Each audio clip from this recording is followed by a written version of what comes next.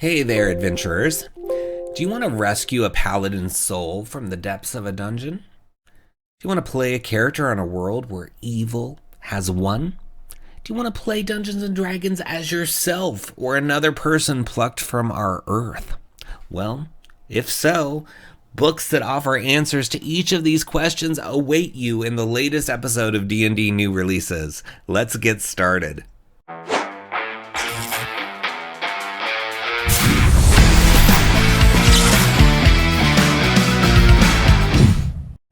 Hi, it's Splinterverse. Welcome to another episode of D&D New Releases, where we offer first impressions of new third-party products for Dungeons & Dragons. We cover a selection of titles from Dungeon Masters Guild and DriveThruRPG each week. The titles are presented in alphabetical order, and all of them are linked in the video description. Purchasing the books using those links helps the channel, but you can also support us by purchasing one of our best-selling books. Our newest release, Dragonlance Companion, offers 180 pages for players and DMs to bring the magical world of Krynn to life. And like many of our books, it's available in hardcover and digital format. Our Swarms of the Multiverse offers over 70 brand new creatures, including their associated swarms, instructions on how to make your own balanced swarms, and lots of bonus materials such as 4 new demiplanes. Our Feywild Companion offers 150 pages of Feywild fun for players and DMs alike. Also, our book, Fizban's Vault of Draconic Secrets, contains over 50 pages of dragon-themed player options, including a subclass for each class and much more. We've got lineages suitable for any setting, as well as optional lineage rules in our Van Richten's Librum of Lineages. With our Potions Unlocked book, we have over 100 pages of material to take potions to the next level in your game. Please support the channel by purchasing our books using the links in the video description. First, we have Battlezoo Otherworlders from Roll for Combat. It's a suggested price of $4.99, but it's pay what you want, and it is 26 pages. Authors Mark Seifter, or Seifter, I'm not sure how you pronounce it. And it says, I'm a stranger in a strange place. Sure, you could play as a dungeon, dragon, slime, or even an intelligent weapon. But how about playing yourself? What if you were sucked into a fantasy ttrpg world and had to survive? What would you do? And how could you use your knowledge of the game and whatever cheat powers you were granted to your advantage? Well, now it's time to find out. With Battlezoo Otherworlders, you can play as yourself or another resident of our universe who, for some reason or another, has been drawn into a fantasy world with the option of gaining cheat tier powers that place you above the norm, even for residents of your new home. So, fun stuff. I mean, it's kind of a trope we've seen since the Dungeons and Dragons cartoon, right? Characters taken out of the ordinary world and put into some other world, whether it's fantastical or sci-fi or alternate universe, etc. And I think it's really fun. I've always liked that sort of story style, I guess you'd call it, of taking a fish out of water and seeing how that fish reacts to the new water that it's in. And I mean, the artwork here is so gorgeous. And I love the price that you can check it out and then, come back and pay later. Of course, I recommend paying something. We want to inspire the creators of these books to keep going, right? But you look inside, they've got this cool little intro flavor text for you to read, and then a really fun border and the actual text of the book. So it says here, Otherworlders, the world is full of dragons, wizards, sapient dungeons, and even stranger things, but even by those standards, interdimensional beings from our reality are especially unusual. With Battlezoo Otherworlders, you can play as yourself or another resident of our universe. So that's so cool. And I love just the mixture of like our real world clothing with fantastical stuff. So it gets back into how you choose your species, background, and class as described in the following 3 paragraphs. When building an Otherworlder character from our world, typically your character species will be human. And it says, typically transforming into a new species separately from reincarnation is a part of a deep wish fulfillment. For example, if you admire elves and deeply wish to be an elf, you could be more likely to become an elf when transmigrating from our world. So there are ways to play as basically other races. Typically, the process of transmigration bestows you with a class that fits your interests and preferences. For instance, a scientific researcher or engineer in real life might be more likely to become a wizard when transmigrating to a new world. And so then you got to work with your GM, of course, to determine the rest of it. And it says the following backgrounds are especially fitting for otherworlders who came to the game from another dimension, containing our reality here on Earth. So you get other, otherworldly things. And it says even if you choose to play as yourself, you can use these tables as a starting point to consider what your own personality traits, ideals, bonds, and flaws would be. So that'd be really interesting to just be yourself as the character and see how it works out. But you could be an otherworldly inventor, or one of the other backgrounds they have in here. They've got all the usual things that you get, the tables for your background, ideals, flaws, bonds, personality traits. And they got otherworldly reincarnator. Let's see. Yeah, so those are the ones you can see. Otherworldly summon. So you get to see 3 of those in here. But there are 26 pages to this book, so there's going to be a lot more to explore. But let's read a little bit about the otherworldly inventor. It says, a plausibility stretching amount about the specifics of how things work on Earth and our dimension, which allows you to invent novel and popular products in your own or in your new world. Unlike the remaining otherworldler backgrounds, this background doesn't explain how you reach the new world. Choose from any of the other methods or a different one. What's important is that after arriving, you created outrageous new products. So you start with languages from Earth rather than the ones listed for your species. In most cases, you gain otherworldly linguistics as a free cheat. So there's going to be cheats that you get because you're basically like playing the game from the inside kind of thing. The feature is otherworld products. You create popular products based on designs from Earth. This has made you famous as your products are in high demand, although for now you need to invest the proceeds into increasing your operations as you use unusual or unique means of production. You at least have enough left over for a modest lifestyle, and you might become even more wealthy and gain bigger influence one day. So yeah, you can use that. You can be well known where you go, or you can have a way to sway people to help you because maybe they love your product so much that you can offer them a free product, or you can offer to cut them in or involve them and teach them how to do it. Whatever, you're going to promise people to get what you want in the game as you go through your adventures. So you got the characteristics. So just the first personality trait, I'm highly excitable and tend to always speak in exclamations. That might be me. And ideal gourmandism. I know hundreds of recipes from Earth, and I'm always trying to find the ingredients to bring back my favorite tastes and then feeding them to others to popularize them in my new world. So yeah, you might be making food products. Bond, the first person with whom I shared my dreams of invention, is a simple crafter who specializes in physical production. They promise to help me to make all my ideas into reality. And then down here with the flaw, it says, I'm a spendthrift, always spending all my money, chasing my inventions no matter how much I earn. Yeah, that could be fun to play too. Like, give me all the loot, and then they spend it right away, and it's like, gosh, what is this person doing? They're going to go bankrupt. So, just teetering on the edge of not having enough to continue producing these products. That could be interesting. So, yeah, fun stuff. I love all of this. I mean, like I said, I guess the Dungeons and Dragons cartoon was my first exposure to this kind of thing. But it is really, truly the fish out of water. So it can even be, characters taken from one time in the past and brought to the present. You see it kind of in Doctor Who sometimes with the companions. They're brought from the past to the present, and you get that fish out of the water experience where everything's different and new.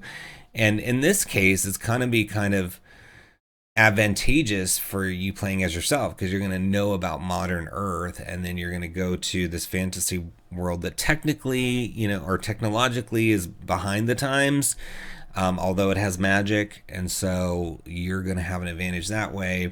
So I think it's really fun, and I love all this art and the price that you get to check it out for a suggested price. So look for it in the video description links and support Roll for Combat. They always do awesome stuff. It's called Battlezoo Otherworlders in the links below. Give it a click. Next we have Book of Blades Warfare for 5th edition Dungeons and Dragons from Kobold Press is $4.99 for 16 pages, and it's already sold 51 copies in its first week. And it is really cool because this is going to talk about fighting as a group activity. So it says, conventional wisdom tells GMs to put PCs in supporting roles around a battle, but why would you keep a weapon master out of a battle and on some sideline mission? Put them in the thick of the fight. So it gets you ready for mass combat, basically. It says historical and fictional inspiration to get you in fighting shape, fight against battlefield units, send your PCs against a literal army, siege engines, let you toss an earth elemental into the fray, and that's not even all of it. From the ground up, making melee amazing with this book. So look inside, and as usual, the artwork is just stunning. I love this image of a battle. So you get the inspiration, introduction, and then it gets into battlefield units. So we're getting to read a little bit of the mechanical stuff. So we're going to check that out. But I encourage you to read all of this because it's really cool. It says, in war, no one fights alone. Thousands of trained soldiers lock their shields and hold the line while archers rain arrows on the enemy. Knights in gleaming armor trample unprepared levies beneath the hooves of their barded steeds. All the while, commanders signal horn blowers to wheel great formations of soldiers into position. It is the deafening music of war, and I just think that's cool. I mean, just visualizing how chaotic it's going to be, how much is going on around you. If you think about it, I mean, a battle, everywhere you look is going to be something going on, especially if you're in the thick of it. So it says, amid the calamity, it may prove difficult for adventurers to find individual glory, but don't just relegate each PC to a minor part of the squall. Instead, empower martial PCs to face hundreds of enemies in combat or lead their own contingents using battlefield unit templates. So it says a battlefield unit or just unit allows a single PC to face a horde of screaming bandits or a squad of tactically astute hobgoblins without a GM having to manage the initiative orders, attack rolls, saving throws, and hit points for dozens of individual participants. Yeah, I think that's what keeps a lot of people away from wanting to do this mass combat stuff is I just have to manage already enough as a regular GM. Why would I want to go now have to manage, infinitely more stat blocks and statistics and all that good stuff? So this is saying those get consolidated into these units. To truly capture the feeling of massive pitched battles, have two or more opposing sides collect their forces into units with the PCs trapped in the middle, trying their hardest to turn the tide of the battle in their favor amid all the chaos. That could be so fun. Battlefield units work seamlessly with 5th edition combat rules. Each unit rolls initiative, has a pool of hit points, can take any action a standard monster can, and dies when it is reduced to 0 hit points. On the battlefield, these groups move, act, and react as one creature of a similar size would. So kind of similar to swarms, that they're a collective and doing different things. A unit of ogres may attempt to grapple a fleeing spellcaster. A unit of goblins might disengage from the howling barbarian. A unit of assassins may hold their breath beneath the water surface, etc. So they each have kind of like their actions. It shows you how to create one. It says a battlefield unit is a collection of individual creatures that move, act, and react together. Like a well-organized swarm. A unit has its own stat block. Create this unit stat block by basing it on the stats of the individual creature or creatures that makes up the unit.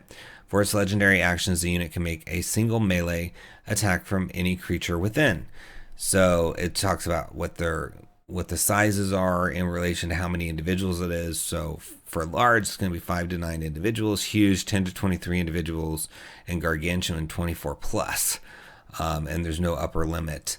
And then hit points, the unit uses the maximum number of hit points that the templated creature can have, then multiply those hit points by a number based on the unit size. And then condition immunities, battlefield units are immune to being charmed, grappled, kind of similar to swarms. Mass resistances, challenge rating, define the battle unit's CR, multiply the individual creature CR by the number indicated on the unit statistics table. So this is cool. They're teaching you how to convert basically a stat block into a unit stat block. That's really cool, and it goes through each of the steps, all the way through legendary actions, and then talks about some other things, and it even gives you guidance for mixed units. So battlefield units made of more than one kind of creature are more versatile, so it gives you the rules for that. But for movement, it says for large and huge battlefield units, speed is the same as the individual creature speed within the unit. Gargantuan ones are hampered a little bit, but commanders, some battlefield units, particularly those tasked with important jobs or key locations, are headed by a commander. Commanders add additional action economy, bolster morale, and warn their unit of danger.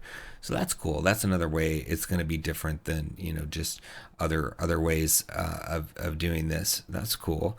And then you've got this unit statistics table, so it gives you a hit points multiplier, CR multiplier, and legendary actions. Yeah, this doesn't seem overly complicated. I've seen some mass combat systems that are like, you know, you need a degree in mathematics to know what's going on, because the crunch level is just off the charts. But this seems really cool. And author Marcel Mercado, I think you've come up with a really good thing here, although the cover says JB Little, so I'm not sure if it's JB or Marcel, but either way, whoever wrote this, I think it's really interesting. I think it's simple, easy to grasp. The price point is great to get mass combat going. And you know, Kobold Press is working on their own system that's going to be backwards compatible with 5th edition. So I'm sure you could use this with that as well. It's Tales of the Valiant. They've got playtests going on, so you can participate in that if you want. But in any case, you need to look for it. It's under Book of Blades, Warfare, in the links below. Give it a click. Next, we have Champions of Krynn, revised Chapter 2, Descent into the Crypts, by Dragonlance Nexus team.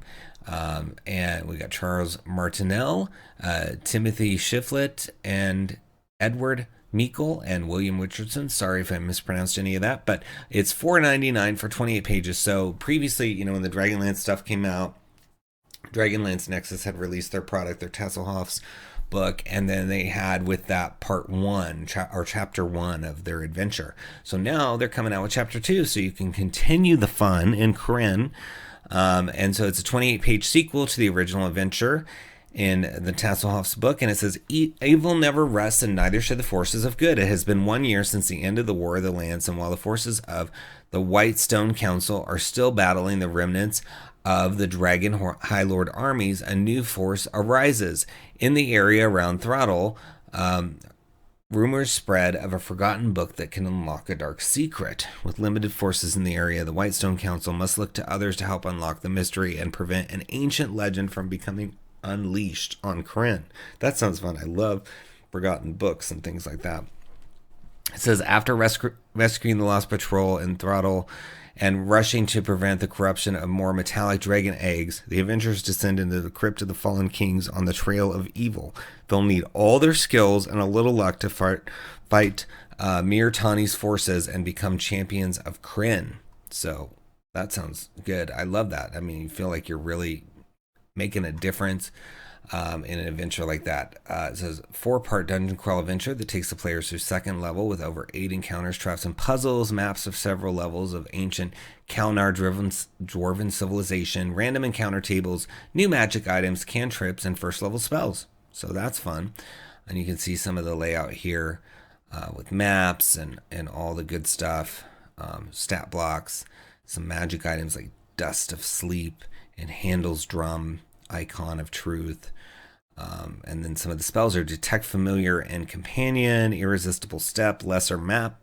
So yeah, very, very cool looking book so far. I mean, it's got a lot of stuff in it too, which is really fun. So let's look inside. So yeah, you get the intro, you get to see 6 pages here of the book, adventure background, the recap, a really nice map. I love this map. I think it looks really, really cool, showing you where you are. And it says, into the unknown. Breathing deeply, you take a moment to collect your bearings. After entering the room, a pale blue light radiating from the altar at the far side washes over you. Drawn toward the altar, you see it is engraved with the symbols of many of the gods. Your hands move over the surface, feeling a structure that is set unused for centuries. A pale blue light once again flares, and you feel warm in its embrace. You see in your mind a woman reaching out toward you. As you stretch out to touch her, you are startled by a loud slam. You spin around and hear the commotion coming from outside the doors of the crypt as a sudden realization of your situation sinks in. Outside the doors are the crack troops of the Hobgoblin Masters of Throttle. but down the steps lie unknown dangers. Somewhere below is a book with the potential to create thousands of draconians, destroying even more good dragon eggs. An entire generation is on the verge of being wiped out. So yeah, this is mission critical. And you have to choose. Do you deal with these hobgoblins, or do you go down the steps and start exploring these catacombs to try to find this book? So yeah, I love that one. It's like you're kind of between a rock and a hard place. And this is a cool map. Look at all this stuff. I love this circle thing here at the end, A10. So yeah, lots of flavor text for you to use, which is always helpful when you are running an adventure. I mean, I've seen some adventures that just don't have hardly any, and it's just much more difficult for the DMs to come up with everything, right? So especially if you're a newer DM. So this looks like it would work for newer DMs or older ones, veteran ones, experienced ones, however you want to frame it. And I love that. And I'm happy to see more stuff continuing to come out for Krynn. People move on so quickly, but I'm happy to see that people are continuing to develop new things. And I know Dragonlance Nexus has a number of things planned, so you'll want to follow them as well to learn what's next, so you can keep exploring Krynn. But yes, I love this. I think you should check it out and get in the midst of this adventure and find this forgotten book that will save the day. And it is in the video description links under Champions of Krynn. Give it a click. Next, we have Dark Delves Perilous Adventures. It's for 5th edition and OSR. It's from Kabooter Games, $9.95. For 64 pages, author R.P. Davis, and it says it's a series of adventure modules, each self-contained and centered on a pseudo-medieval village. Dark Delves are designed for an old-school flavor where the world is dangerous and doesn't care about heroes. It's up to you to survive, and if you're skilled, smart, and above all lucky, maybe, just maybe, you'll thrive. Each module includes notes on using it with Spears and Spells, which is a fantasy RPG, as well as 5th edition and old school games. So it's got a number of information for a number of systems so that you're not locked into one. So it says, a while back, Ben Dutton on Twitter wrote, potentially unpopular opinion, there is a real shortage of vanilla classic, easy to understand OSR and adventure content produced in the modern era. Like a village near a dungeon with a problem. So that's kind of the inspiration behind this. But you get 5 old school adventures complete with a starting location, maps for VTT use, VTT tokens, and a PDF of printable paper minis. So that's cool as well. But I love that it's giving you notes on all the different systems so that you can, this has multiple uses here. So you can see it gives you playstyle and rules, and then it goes into all the different modules like Little Witham all the way down to Hdjällag's Claim and Lair of the Shroom Lord. And then you get like a bestiary at the end and Arcanum, which has additional stuff for you. So it's welcome, gives you the design intent, playstyle. So you can just see 23 of the 64 pages. So you get a really good handle on it. I love the black and white art in here. This image is particularly good for Little Witham. And you can see kind of what this adventure is going to be like and the different locations and the people that are there and the rumors and settling in. And then, here's Residence Emergency. So a howling tempest blew through, roofs and windows need repairing. There's a labor dispute, an embezzler, like all different kinds of things going on. And then you've got Tomb of Baculdaninius the Awful. I probably butchered that name, but you get the idea. It's a fun name, and lots of pictures, and you've got, again, black and white images of the tomb. This book seems to be filled with stuff to explore. I love that, and so many modules for $9.95. But let's go back up and read a little bit about Little Witham. So it says, to make it easier to use Dark Delves with the least possible amount of GM prep, welcome to Little Witham, a fantasy standard pseudo-medieval village. Every adventure needs a little island of light in the wilderness. Adventurers need a place to start, a safe place where they can rest and recuperate. a place some characters might call home. Oh, okay. So there's a bunch of modules in the book, but this is like the home base that the modules can all be set around. Of course, you can put them wherever you want, but this is them giving you the home base for all the adventures, if you want it, of course. So that's cool. You've got all that going on as well, with the little inn and tavern and the little map of all the people. Like, you've got Chalky Whitfoot and Elder Berthael Che, Rowena Imroth, and then you got rumors, all this stuff and emergencies that could be going on there. But then the first module is Tomb of Battlezoo the Awful. So it says, a long dead warlord's grave has been uncovered in the eaves of Ebon Leaf Wood. They say a fantastic wealth and magic are there for the taking. All you have to do is go get it. What could be more simple? Best of all, this module has both a dungeon and a dragon. It says adventures for characters toward the start of their adventuring career, but not beginners. So 5th edition, it would be for 5 third level characters. And it gives you the background, and then the calls to action, which is like adventure hooks, and then gathering information, getting there. So let's just read the first flavor box so you can get a sense of the writing. It says, a low cliff juts into the sky. Cut into the cliffside is an arched portal that must once have been beautifully and artfully carved, but to which centuries of weather and neglect have not been kind. Some small flakes of white marble remain affixed to the portal's carvings, but most have fallen off, piled on the ground along with vines and brush the woodcutters removed. Stairs hewn from stone lead steeply down and away into the darkness. A faint moaning sigh wafts up from below, carried by a distinct musty grave smell. Well, that's not very inviting. If you're just a random person, you're like, I think I'm going to just go back to the village. But if you're an adventurer, that could be inviting, because you want to get down there and figure out, well, okay, what is all this moaning sighs about? What's going on down there? Is there's some sort of danger that we can conquer and then come back with the rewards of our bravery. So cool. And I like that you get to see each of the rooms as you go as well, close up. Just fun stuff all around. I really like this book. I love the feel of it, the layout, the consistency, and the art style with all the black and white line art.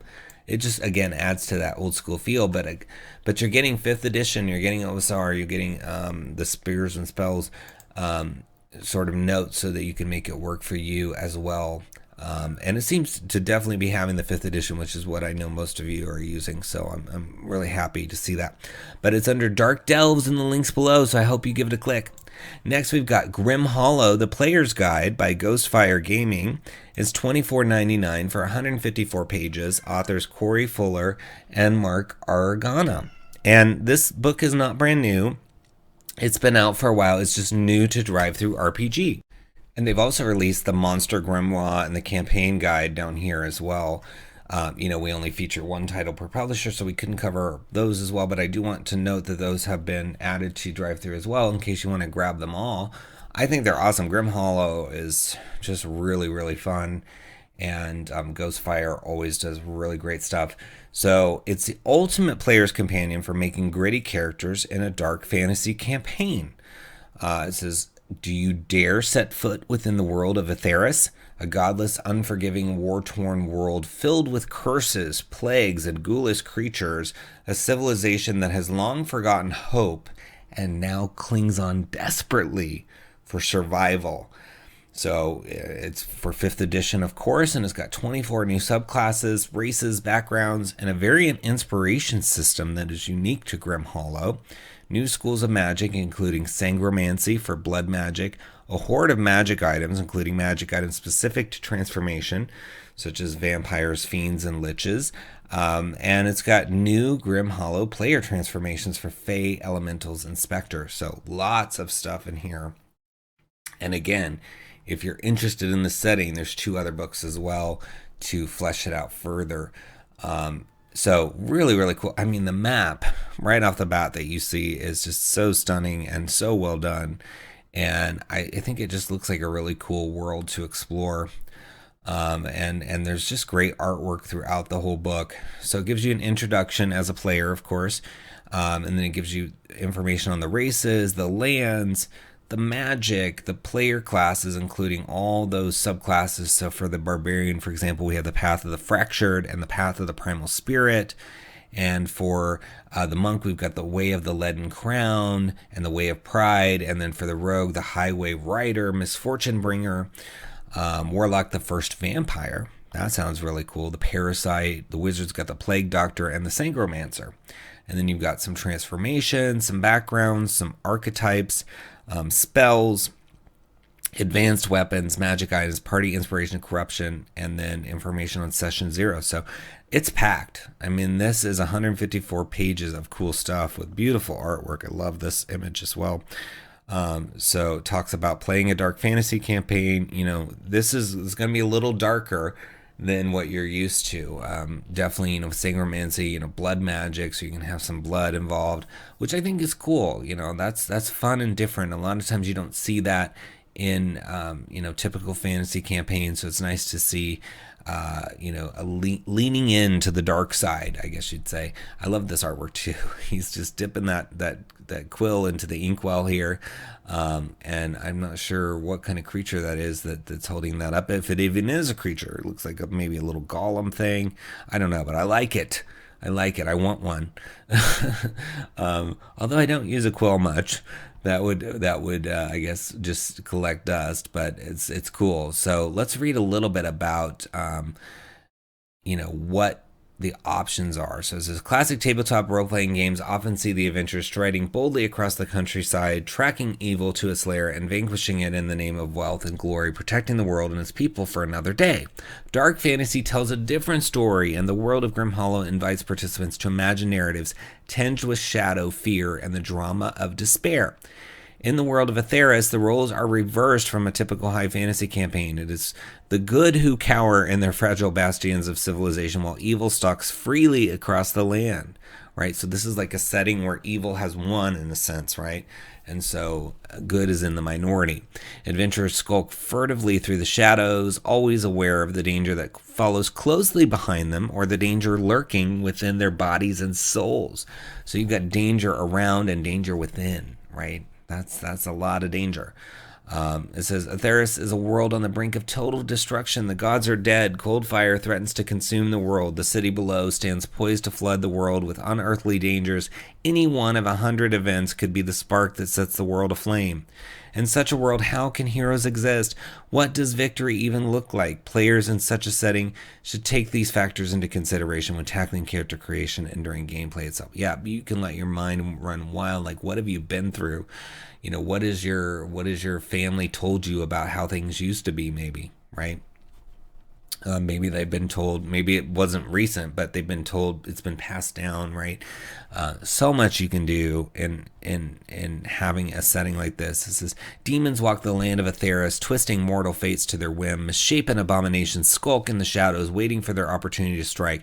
Darkness seeps from every corner and every crack in the world's facade, whispering promises of great power to those willing to answer and to sacrifice. One enduring truth defines the tenebrous forces at play in 𝙒𝙧. There is always a price for the aid of dark powers. So yeah, you can really play with, you know, what sort of bad bargains did you or some other characters make to sort of just survive? You know, when you're in a situation like this where evil is thriving, you might have had to make some bad deals just to get through an area or to be allowed to live. And so what are the consequences of that? I mean, there's just so much inspiration in this setting. I really, really love it. Yeah, these books are great. I have all 3 of them. I really enjoy them, and I think you will too. I mean, if you're not already enjoying Ghostfire Gaming's work, you need to check it out. And my hope is that you will look in the video description links for Grim Hollow, the Player's Guide, and give it a click. Next, we have Heart of St. Bathus from Frog God Games and author WBD Knauer. And it says, long ago, a bold paladin sought the same glory as his celebrated ancestors, but in a moment of weakness, he gave up his own soul in exchange for success in battle. He now lies suspended between life and death, and his soul is lost. It's up to the adventurers to find it and redeem a fallen paladin while facing the wrath of a powerful demon lord in the process.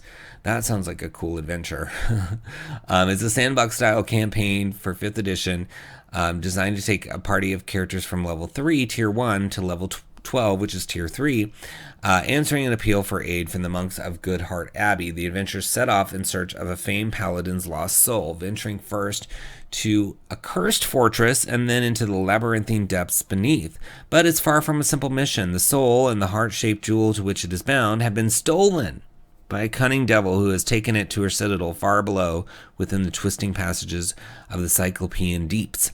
And the heart's true master, an imprisoned demon lord, lurks in the darkest corners of the realm, hoping to use the unwitting adventurers to aid in his escape. The soul of a brave paladin hangs in the balance as the adventurers delve into the dark and unknown regions. So this sounds like an adventure with twists and turns and some really interesting characters, well defined. I love it. It says a detailed overview of an entirely new and unexplored section of the Underrealms is in here. Extensive maps of 20 plus fascinating locations. It says new monsters and NPCs suitable for any campaign, full color illustrations and maps. So yeah, and this is from William Knauer, who is the author of Lost City of Barricus. So it takes place in the Lost Lands. But you can set this adventure anywhere, right? You can just have it be in your homebrew campaign or in any setting. But I do think the Lost Lands is really cool. They have a lot of material for it out there, and some of it's not too expensive to get a hold of. So you could really explore the Lost Lands as well, or just start with this and use what's in there. And if your players like it, then you can move on to more Lost Lands stuff. However you want to go about it. It's your world, as we say, or as Bob Ross says. So we got the table of contents. So it shows you kind of all the different areas that you're going to be exploring, and then you even have some non-essential areas, and then the appendix for NPCs, new creatures, magic items, etc. And it says return to 𝙤𝙤𝙘𝙀 Abbey. So yeah, you just need to find a place to put this village of Pern in this 𝙤𝙤𝙘𝙀 Abbey, and you're good to go, right? But yeah, there's, as usual with Frog God, lots of material and really good quality artwork and layout, so that it's just an enjoyable read and a being able to peruse through and just kind of let it wash over you, all the cool stuff. And 173 pages. I mean, this is going to be a ton of material to support you through this campaign, and it takes them through quite a few levels. So you need that much material. So yeah, you've got all these maps in here. So let's go back up and read a little bit more about some of this stuff. It says, if you're playing in the Lost Lands setting, this adventure begins in the Grand Duchy of Rimme, in the Duchy of Westmarch's capital of Eklund. There, the party is hired by Clevis Ball, a merchant who requires some light protection on his return trip to his home village of Pern. Every few months, Clevis collects harvested fruits, grains, dried meats, and various crafted goods and carts them to Eklund, where he sells and trades them. As such, he makes a more attractive target on the way back to Pern, ripe as he is with coins, a lesson he has learned once and never forgot. He offers 30 GP for 3 to 4 day trek. If the character's bulk, he's willing to go as high as 40 GP. I love that you have like the negotiation info as well. And here it tells you where you can have it if you're not setting it in the Lost Lands. And then there's some encounters on the way to Pern, because you're basically helping get this fellow back to Pern after doing his thing. So Night of the Living Dead night. This encounter occurs as the party is camped after the day's travel from Eklund. It's a cloudy night, and their campfire, if they have one, gives off a dim light. Somewhere on the second or third watch, assuming the players are not complete amateurs, with a successful DC 10 Wisdom Perception check, a strange shuffling sound is heard in the dark. The party has 3 rounds to assemble themselves before 8 zombies stagger out of the darkness, drawn like moths, either to their campfire or simply to the scent of flesh. So that's cool. You know, to deal with some zombies. And then it looks like there's a tribal burial ground and some totems and a mausoleum. I mean, just so much fun stuff. I mean, and a lot of this, you know, you can keep the town of Pern around. You can build your own adventures around it. You can take stuff out of here and work it into your own stuff, or just have that be a location that's a home base. I mean, as usual, you get so much material. You're getting 173 pages here from Frog God that you're going to have so much to work with. And like I said, this idea that there's all these things going on, and that there's a paladin's lost soul that you're going to have to find, and that there's this gem that the soul is tied to, and a demon that wants. I mean, it's got a lot of fun stuff going on. I think you're going to have fun revealing those twists and just deep diving into the story of how this soul even got trapped in the first place. So look for it. It's in the video description links under Heart of St. Bathus. Give it a click. Next, we have Injuries and Vile Deeds from Lone Colossus Games, $25 for 213 pages. And it says, gone are the days of nondescript attack and damage rolls. Injuries and Vile Deeds restores excitement to combat, providing rules for cinematic, tactical encounters. PC injuries create narrative tension, keeping the party on its toes as they weigh the risks of pressing on or allowing their enemies to get a step ahead. Meanwhile, players can now add mechanical effects to descriptive combat, inflicting injuries on their enemies and causing negative status effects with every action. If you're a fan of combat aesthetics in shows like Castlevania or The Witcher, or love the kill animations in games like God of War, Sekiro, and Shadow of Mordor, then Injuries and Vile Deeds will be the perfect addition to your game. So you get rules for tracking physical harm for both PCs and enemies, 40 plus magic items, 40 plus spells, 60 plus monsters, 40 plus NPCs including plot hooks, 12 new subclasses, 10 backgrounds for villainous and ex-villainous characters, and a new lair magic, spells for enchanting a villain's lair. That's so cool. I definitely am interested in this book for myself, so I got to add it to my wish list when I'm done with this video.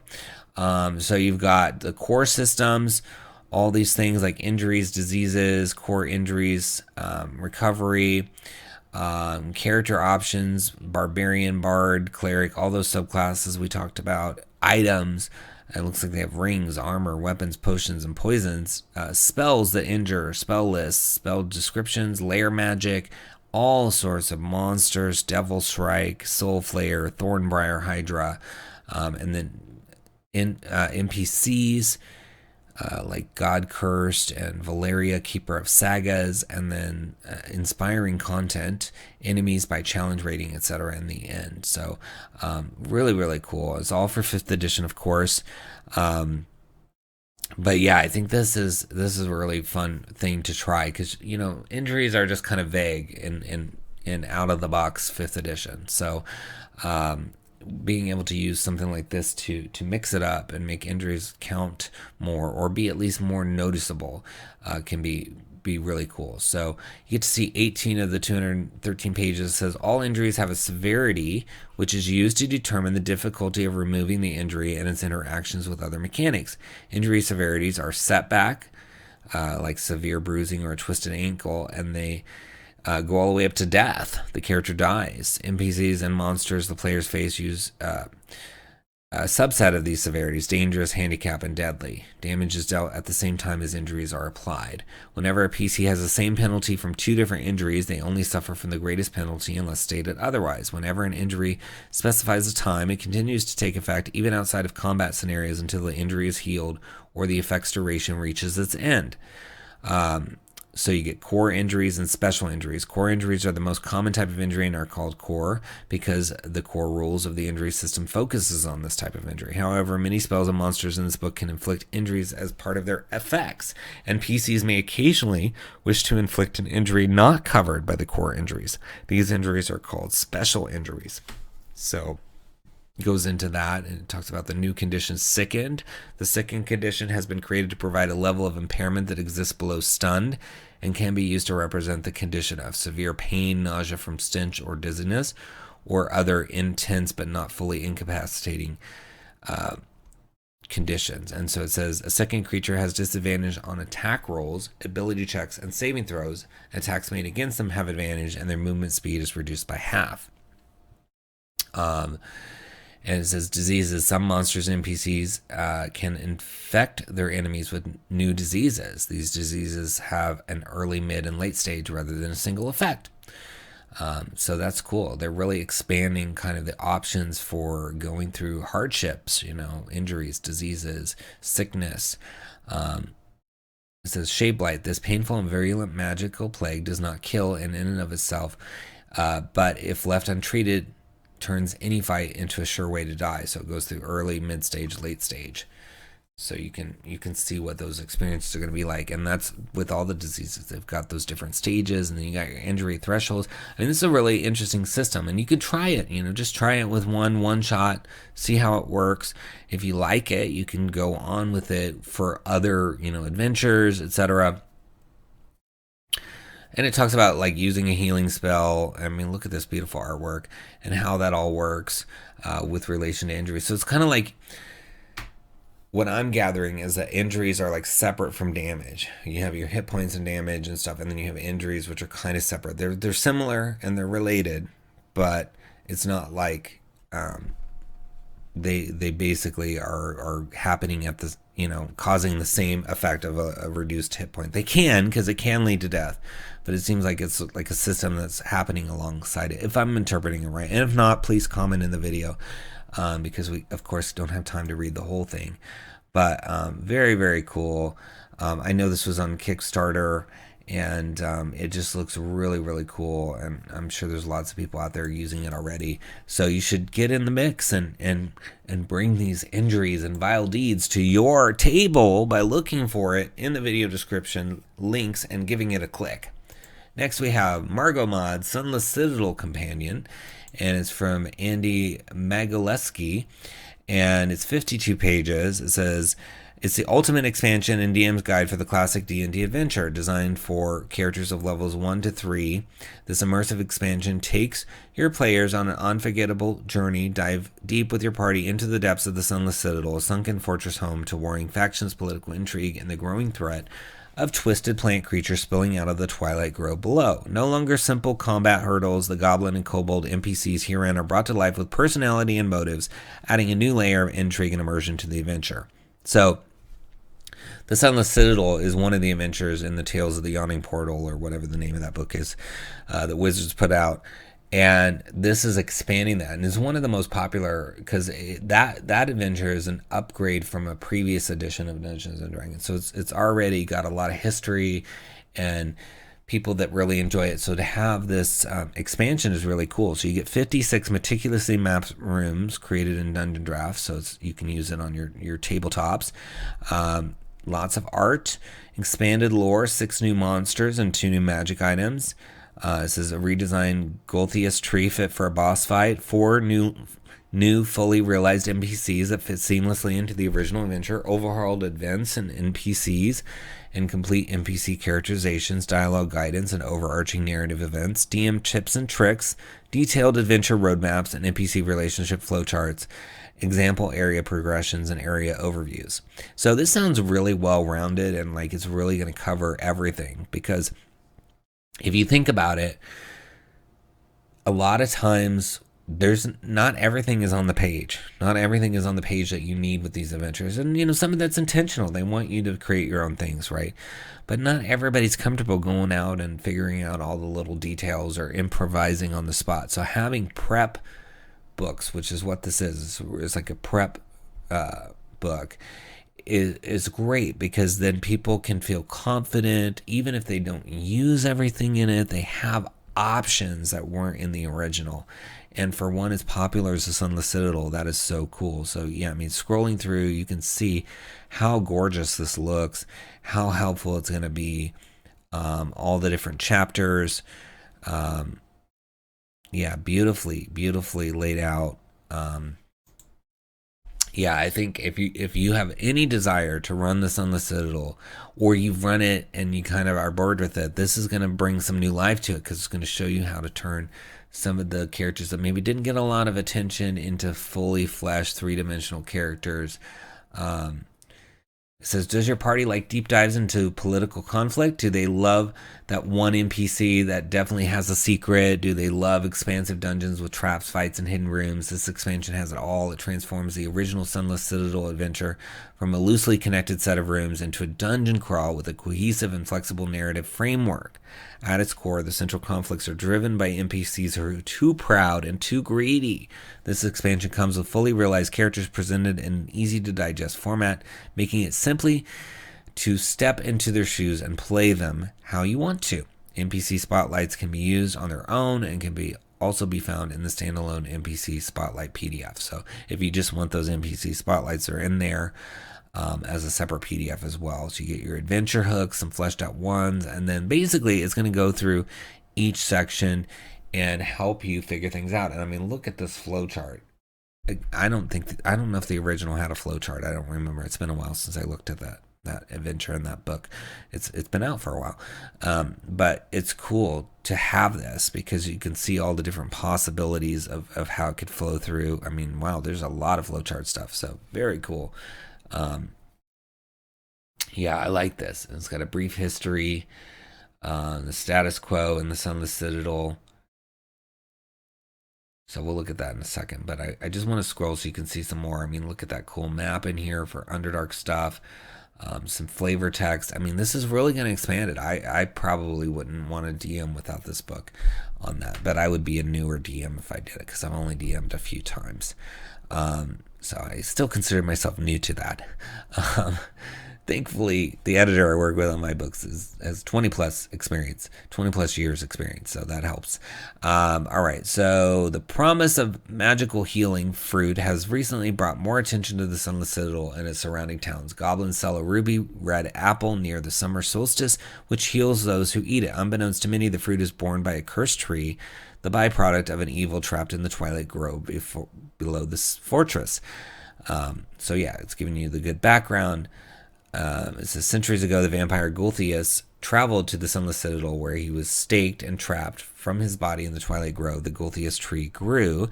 The tree produces cursed fruit that, when planted, creates twisted plant creatures known as blights. Yeah, and it says the status quo. Many centuries have passed since the cataclysm that sunk the Citadel. The resident goblins and kobolds have had ample time to develop their own small civilizations and culture. 𝘏𝙤𝙤 has taken his role as current leader of the goblin settlement by force and is too proud to back down from the pressure of the encroaching kobolds and their leader 𝘏𝙬𝙬. 𝘏𝙬𝙬 is too ambitious to give up her quest to control the 𝘏𝙤𝙤 fruit, though she is totally unaware of the fruit's connection to the blights in the 𝘏𝙤𝙤 tree. So, as they said in the catalog page, there's some pride and some greed here, and that's nice to have that infused into the characters. Dissatisfaction brews in both groups. The kobold's captain of the guard, Rag, believes he would be a better leader and has been working in secret with 𝘏𝙤𝙤 to negotiate peace. Grinnell, the only council member to survive 𝘏𝙤𝙤's culling of the Elder Council, believes 𝘏𝙤𝙤's aggressive actions endanger their future but is powerless to stop him. So yeah, really interesting characters that are going to be weaved into this. Yeah, I think you really need to consider this book. I mean, it's got a beautiful cover, beautiful interior layout. It's so well thought out. And I mean, I haven't seen any books, and maybe there are some on here, but I haven't seen any that go in and help you with the Sunless Citadel. So this is probably the book for that. So check it out. It's under MargoMods Sunless Citadel Companion in the links below. Give it a click. Next, we have Mountain Encounters, Volume 1 from Verdigris Table and Ryan Doyle. It says, add depth to your game with these fun encounters. It says, mountains can serve as a boundary or an obstacle to overcome, but they can be a destination in their own right as well, holding challenges and rewards, dangers and discoveries. Where the bones of the earth reach high into the rarefied air, an elven mage sought seclusion to pursue forbidden magics and unnaturally prolong her life. Amid the natural threats and resources of this isolated environment, she tapped into the elemental planes to summon forth guardians before turning her attention to darker arcane forces. The results of her experiments with necromancy litter the high passes and dark valleys of these mountains. So does what's left of the wizard herself. She wanders this region, bemoaning her lost life and beauty with eerie wails that rise up to the creatures wheeling through the sky above. So it seems like these encounters have sort of an overarching narrative with this necromancer getting up to no good, and then you've got all the individual encounters as well. And so I always look forward to the Verdigris Table encounter books because I find them to be very unique and not just your run-of-the-mill encounters. So I'm excited to look at this one. I'm looking at it for the first time with you to see what's in there. But the last ones that have come out that we've looked at, I've just always found them to be so inspiring because it's so easy to just use a trope or to just use the same kind of encounter. Oh, there's this many wolves that show up and, you battle the wolves and they're hungry. Okay. There's just not a ton of thought in that, right? And so these ones tend to be very well thought out and creative. So let's see what we get this time. But there's a whole table here in the beginning kind of helping you roll on the different ones that are in here if you want, and then you get into some of these other ones. But I want to look at some of these, but I'm just scrolling through so you can see how many different ones there are. There's even looks like something about the name that says perhaps more than any other type of environment, a mountain region will be filled with distinct features that just seem to call out to be named. The player characters might not always learn or know these names, but a good DM is always prepared. So here are 20 options. So for high points, you can say things like Dragon's Tooth or Titan's Seed or Misty Peak. For lower places, you can have Haunted Hollow or Dead Man's Pass or Shadowed Chasm, and there's more. We just read 6 of the 20 there, but lots of good options. Yeah, I like those as well. So let's go back up and see what some of these adventures are going to be. So the 𝙎𝙤𝙬𝙧𝙀. While this 𝙎𝙤𝙬𝙧 was summoned by the deceased wizard like its air elemental counterpart, it is much more grounded and slower to attack a traveler who passes by or who mistakes them for just another boulder and takes a seat. If it does feel threatened, its first act will be to animate 2 boulders in position to perform a rolling charge at their targets, ideally from higher ground. This intelligent elemental is more likely to be inquisitive about any adventurer who comes across it. It has spent decades communing with these mountains and knows all of their secrets, but to learn of this region's history or points of interest might require creative communication if no one is fluent in the language of the elemental plane of Earth. To the untrained ear, Terran just sounds like stone grinding against stone and shifting rubble, and if the conversation is successfully achieved, and characters must exercise a lot of patience as this creature speaks exceedingly slowly. In fact, rude remarks about getting to the point faster could be most likely the reason 𝙎𝙬𝙬𝙧 would become hostile. So, I told you, creative, right? It could have been just, there's this 𝙎𝙬𝙬𝙧 hiding attacks with boulders, but it's not. It's got this slow boulder attack. It's got all this stuff with its language that is going to try to, talk, and that could be a really fun social interaction of like getting to understand, this grinding stone speech. I mean, could you imagine how painful that would be?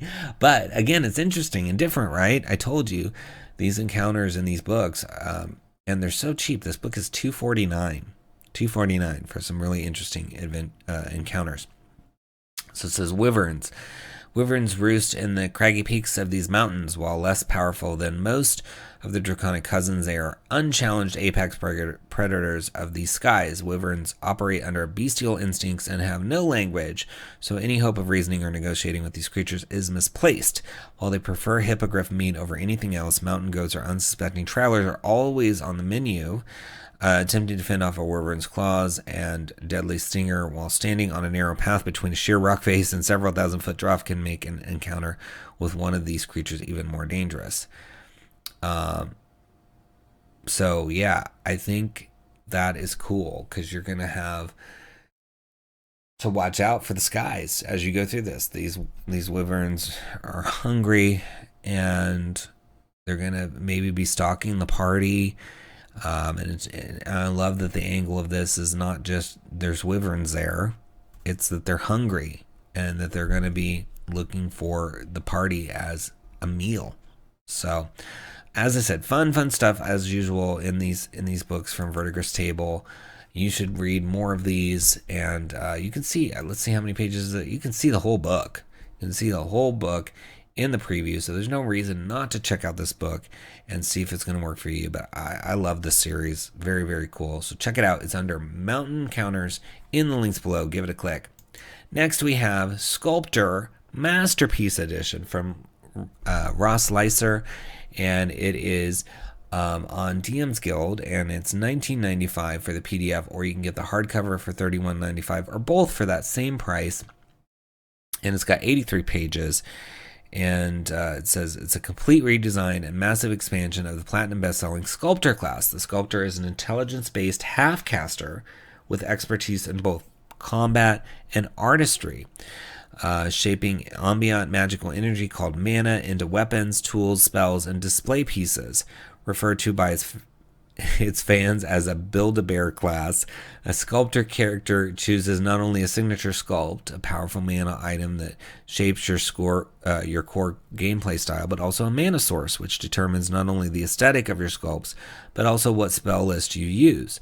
And with all of the new and revised options in this, you have 24 signature sculpts and 24 mana source spell lists to choose from for nearly 600 distinct builds. So yeah, this would never get old. You get to play 600 different ways. But that's not all. It also includes a guide for homebrewing your own signature sculpt, so you can get even more out of it. A collection of magic items made for and inspired by sculptors, comprehensive stat blocks and templates to create more than 1,800 distinct Sculptor NPCs, and a prodigious appendix of spell lists and reprinted third-party spells that makes every single mana source playable using only this resource and the first-party 5th edition book. So it's 83 pages. When do you see classes, a brand new class, getting 83 pages? I've seen 50, I've seen 25, but 83 pages, that's a lot. That's really, really cool. And there's bundles where you can get, a number of different things that looks like they're related. So you get the original, you get the Masterpiece Edition, and then some other, looks like additional books. But as I said, it's also got a hardcover. And remember, when it comes to hardcover books, especially on DM's Guild, those are rare. I think there's like 50 some that have been made into hardcover. So if you collect them, the value long term is going to be great, because how many people are going to get those? Not as many as you would think. So there's just not going to be that many out there. And I think there's some collectability to this as well. I definitely have purchased a few just on that notion that they're going to be collectible. Although most of the time I get them to read and to collect. So here you have the class, the features, then you get all those signature sculpts, and there's so many cool ones. And then I love that Ross is giving you how to create your own. That's priceless. More creators need to do that. Give the material and then teach as well. Magic items, NPCs, and then there's templates for those NPCs, which I also love, because then again, you're creating more than what's on the page. You get the mana sources and spell lists, and then some additional spells. So yeah, I gotta get this book. It looks so cool. Sculptor. So you've got the intro to the Sculptor here, and multi-classing, and then you've got your class features and all the little individual feature sections that you would expect, like mana source. I mean, there's a whole page here on your mana source, which is awesome. You learn to tap into and mold the ambient mana that suffuses the multiverse. Choose one of the following types of mana as your source. In addition to influencing the appearance of the items you create with your mana shaper feature and your signature sculpt, your mana source determines which spells you're able to cast. Each mana source is linked to a choice of spell list. When you select a mana source, you choose one of these spell lists, which becomes your Sculptor spell list. Many of these spell lists can be found within Chapter 11 of the Player's Handbook, with several official expansions adding additional spells to the list, including Xanathars and Tashas. At the DM's option, you can also incorporate third-party expansions such as the spells from the Ultimate Adventurer's Handbook and any other supplement the DM allows. If a class name is followed by an asterisk, it is a third-party class that can be found on the Dungeon Master's Guild, and its spell list can be found in the appendix. That's cool. So you've got all these things like abyssal, arcane, kind of dividing the powers into mana-themed sources. So cool stuff. Then it goes into spell casting, your artisanal expertise, which is it looks like proficiency bonus is doubled. Object permanence, so you're going to create things, sculpting things with this class. We'll look more at the beginning in a second, but look at that. Inherent mana armor art. That's cool. Shape of the action. I mean, you're getting to read 35 pages of the 83-page book, so I'm going to just zoom out so you can get a better idea of how cool this book looks with the artwork. So well laid out. Really cool stuff. I love all these little images. Yep. I think I watched Indestructible laying this out, Terran Pounds, and it was fun watching that. And I think I even typed a bit in chat during that. It was fun. So yeah, it's cool. This is, thank goodness for DM's Guild to give us so many fun things to explore, and just in general, creators in general. I love it. So most sculptors develop their skills to create stunning works of art long before using those skills for martial pursuits. The first objects a sculptor creates upon learning to shape mana into solid forms are often humble and practical, simple tools to speed up the day's work, or temporary toys and trinkets to entertain children. Even when a practiced sculptor has learned to shape dazzling objects and devastating weapons, they still tend to look at the world from an artist's perspective, basking in the beauty of their surroundings and studying the finer details of other artists' works with intensity and verve. That passion and attention to detail shows in the sculptor's own creations, though some may err on the side of form over apparent function. For sculptors, the artistry and the object are inseparable. As such, most sculptors put unique aesthetic flourishes on the weapons and tools they sculpt. Every sculptor's first medium is their inherent mana. This innate, nearly invisible energy is the perfect material for a new sculptor to learn and experiment with. But as they grow more experienced, most sculptors quickly begin to yearn for a more satisfying medium. Many sculptors become adventurers not for the love of combat or coin, but rather to seek out more original, beautiful, and captivating mana from which to sculpt their works of art. So yeah, I think that's going to be a really fun way to role play this class, that you're just looking for inspiration in a way, you're looking for mana, you're looking for, what else is out there to just really further your artistic expression. So yeah, there is just so much in here that you need to come and read. I mean, all these different options for this class. It looks so fun, and this artwork is really well done, and there's so much of it as you go through. I mean, look at this acid foil, for example. Just so cool. And I love that it teaches you how to do your own thing. We need more of that from creators, because that's a gift that keeps on giving. When you can get a book and just keep creating with it, so cool. And remember, DM's Guild and DriveThruRPG offer you the option to gift books to people, so you can add something to your cart and then click the gift option, and off it'll go, as long as you have that person's email address that they use DM's Guild for. So maybe you're a player and you want to give this to your DM and say, hey, can I play this? I already have it and I want to know if I can play it. So really, really cool. I love this book. And the artwork is stunning, so playful and creative. I hope you check it out, and also consider the bundle that's here as well, and the print on demand. I mean, again, those are rare to have.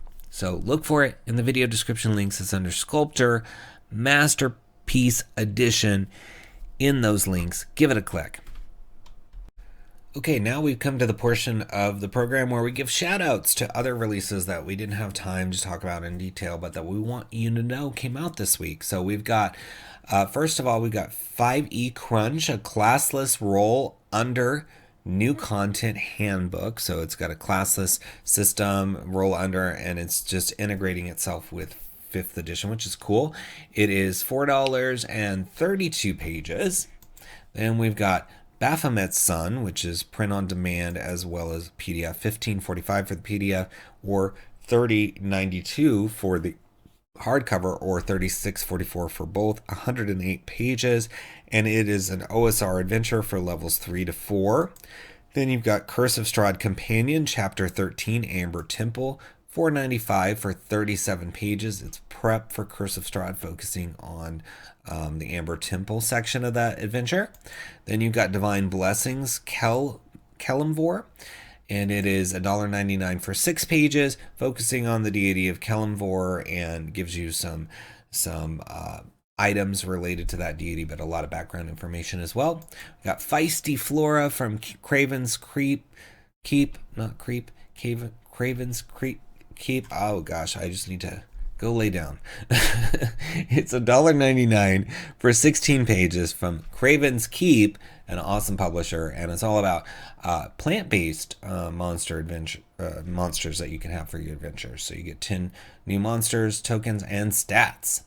Then we've got Mechanical Monsters from Legendary Games. It is $19.99 for a 182-page PDF, and as the name sounds, you're getting a lot of constructs, so over 140 of those.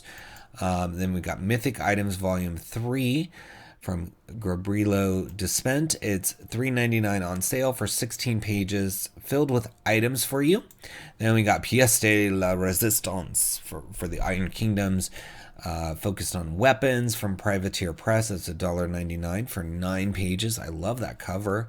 Very cool. Then we got Pirates of Atlantis from Dread Unicorn Games, and it is an adventure for levels 3 through 13 with factions and monsters as well. It's $15.95 for 207 pages, and it's for 5th edition.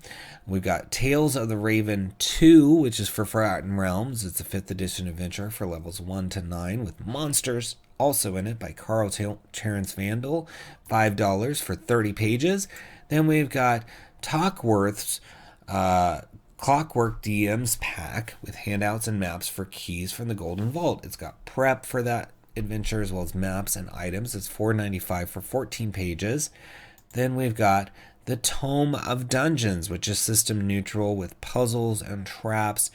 And it says 5e as well, so you're going to have 5e stuff, but I'm guessing it's got some system neutral elements as well. And it's got a hardcover book for $49.99, or you can get the PDF for $29.99, or both of those for the same price. So that's cool. Very, very cool. I don't know why I said system neutral. It looks like it is 5th edition, 256 pages, and it's from Meditating Monkey. And then we've got Unearthed Spoils issue 15 from Grimm Press, which has it's focused on wondrous wares with spells, items, and NPCs, and it is $9.99 for 31 pages. Then we've got the Vaults of Murius. I am just tongue-tied today. The Vaults of Murius from Lorlock. It's $5 for 22 pages, and it's an adventure for levels 5 to 9 for 5th edition. And then finally we have Whisper and Venom from Necromancer Games, and it's an adventure for Tier 1, $29.99 for 134 pages. So I love that cover. It looks like it's going to be a fun one as well. So that's it for the new releases this week. Thanks so much for watching. Please subscribe to the channel, like the video for the algorithm, and leave us a comment. I will respond to all those comments personally. Please share the video out there with your friends if you can. That helps get the word out about these titles so other people can locate them and just find out that there's a resource out here for third-party books. They seem to be dwindling. I mean, it seems like every other day a channel that once talked about them goes away. So the more that we can let people know that these books exist and that there's still people talking about them is great. It stretches the mileage of the promotion for these creators that we talk about each week. Like I said, if you can share that on your socials, that's awesome. Also follow us at Splinterverse everywhere. We've got a big 2-book Kickstarter coming later this year. It's a campaign setting with an adventure, and it's unlike any other. I can't wait to explain why that is, but you will understand when I do, and I hope you like it as much as I do. I've been working on it for over a year in my free time, and it's just going to be fun. Can't tell you anymore. Wish I could. And there's other ways to support these creators. Click the links, purchase their books, follow them on social media, leave them comments, reviews, etc. And then if you purchase anything, if you click those links, you're going to support the channel through a small affiliate fee. So we love it when you do your shopping with us. If you can bookmark one of our links and then use that whenever you need to shop from one of these sites, that helps every time.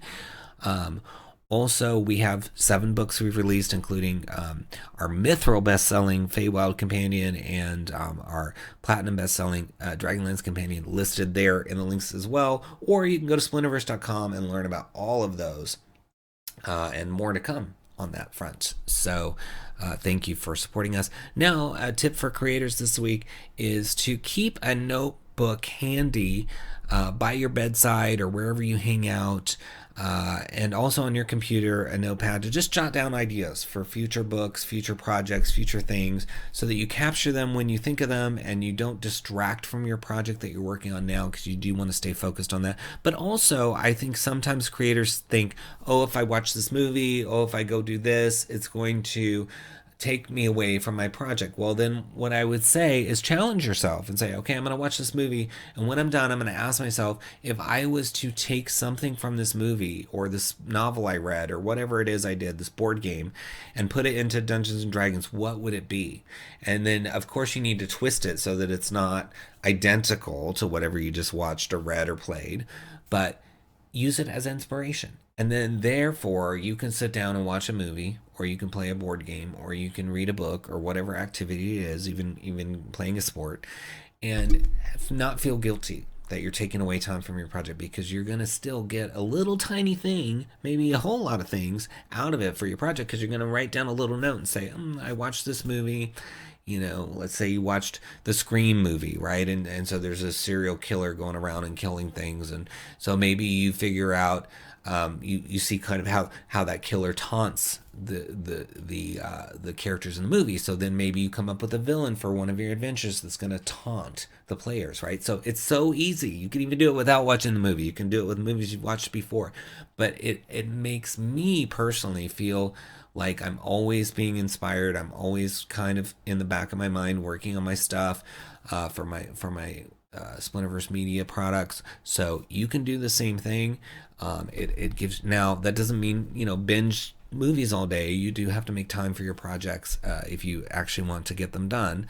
But when you do happen to do some of these other things, and you should, because you should not work on your project 24/7, you can turn that into double benefit. The joy of watching the movie, and then a side benefit is you're going to get a couple ideas. Maybe you run to the restroom after the movie, and while you're using the restroom, you just running through the idea in your head, or you're driving home from the movie theater or whatever.